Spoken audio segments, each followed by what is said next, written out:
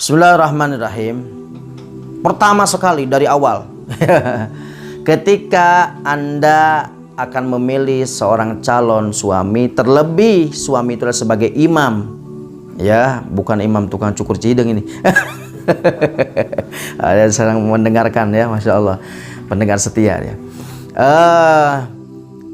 Karena suami ini sebagai apa? Sebagai imam di dalam rumah tangga, maka mestinya harus yang punya agama, yang faham betul tentang agama, karena dia akan menjadi imam, kan begitu. Untuk dia, untuk anak-anaknya nanti yang akan bertanggung jawab di akhirat, kan begitu. Makanya Nabi memberitahu bagaimana laki-laki yang seperti apa yang harus dinikahi. Dan ini mungkin untuk para mertua, calon-calon mertua, calon-calon yang mencari menantu. Apa kata Nabi? Idza ja'akum man tardawna dinahu wa khuluquhu. Ketika datang kepadamu seorang laki-laki yang apa? Yang bagus agamanya, ya, dan bagus akhlaknya. Nah, ini sebenarnya syaratnya dari Nabi. Idealnya seorang suami itu apa? Yang bagus agamanya dan bagus akhlaknya. Seperti itu. Maka ketika Anda mencari calon, maka harus hati-hati, karena ini urusannya dunia sampai akhirat, ya, seperti itu. Ini nasihat untuk yang lainnya. Adapun Anda yang sudah terlanjur menikah dengan seorang pasangan laki-laki yang tidak paham agama, maka ajari, ya, suruh belajar tentang agama, tentang masalah sholat dan lain sebagainya. Maka Anda sebagai istri wajib mendorong kepada suami untuk apa? Untuk belajar agama, karena dia adalah sebagai pemimpin kita.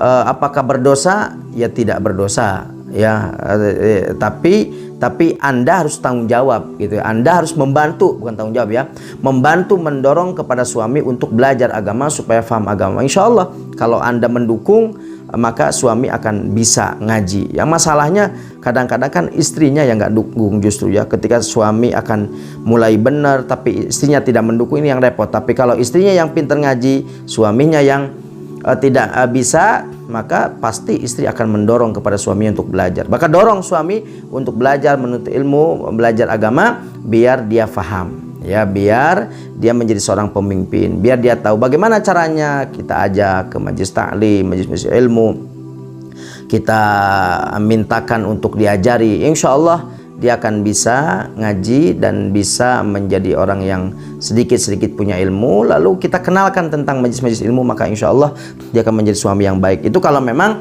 si suaminya ada niatan seperti itu bagus. Tapi kalau misalkan sudah dikasih tahu, dikasih nasihat, sulit, tidak memungkinkan, bagaimana? Maka dua saja pilihannya. Ketika suami disuruh sholat gak mau dan sebagainya, satu, Anda sabar menghadapi suami seperti itu, dan Anda sudah mengingatkan berkali-kali lalu dia tetap saja seperti itu urusan dia, ya. Anda sabar. Ada cerita yang sudah pernah saya ceritakan di sini, bahwa kuburannya menjadi wangi dan juga jasadnya menjadi utuh gara-gara apa? Sabar menghadapi suami yang tidak mau ibadah, ya. Atau kalau memang Anda tidak kuat, ya, maka boleh meminta cerai, karena ini kita nyari apa? Nyari sebagai pemimpin kita yang akan mengatur kita, mengajak kita, membawa kita ke surganya Allah SWT, menjadi pemimpin dunia akhirat. Sementara kita tidak dapatkan itu, maka boleh menceraikan, meminta cerai maksudnya. Setelah itu cari suami yang baik. Namun ini tentunya kesalahan, ya, yang sudah terlanjur tinggal diperbaiki. Bagi yang belum, silahkan Anda cari calon suami yang bagaimana? Yang pintar agamanya dan juga bagus akhlaknya. Maka insya Allah, karena seseorang yang punya agama, andaikan dia marah, dia akan hanya memarahi saja, dan tidak mungkin dia menyakiti, ya. Tidak mungkin dia memukul, tidak mungkin sampai menjadikan istrinya sengsara. Kalau memang si suami itu punya agama, karena dia punya rem, dia punya tahu tentang hukum, seperti itu. Semoga Allah memberikan kepada kita suami-suami yang saleh, yang paham agama, yang dapat menjadi pemimpin kita di dunia dan di akhirat. Amin ya rabbal alamin. Wallahu a'lam bishawab.